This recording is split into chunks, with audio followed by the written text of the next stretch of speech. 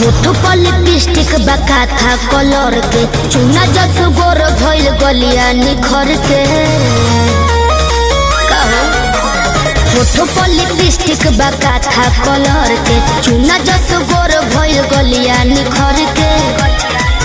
तोहर सावा विचार आवा हो जाना पर मौका मिली त चुकब ना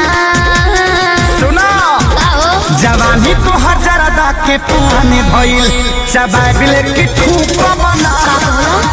जवानी तो हजारदा के पान भइल चबाबिल की ठूक बना बढ़िया तनी करे जाओ जोर जइबो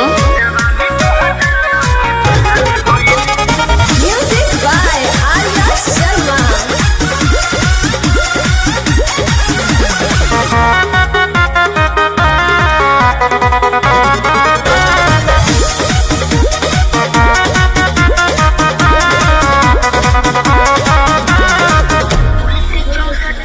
तुलसी 64 की मामी ये राजा भइल बा मोर अंगड़ाई यही से ताव पता चाव से दिया खानी की नहसा हो जाई पावर बहु प्यास लगी तुलसी 64 की मामी ये राजा भइल बा मोर अंगड़ाई यही से ताव पता चाव से दिया खानी की नहसा हो जाई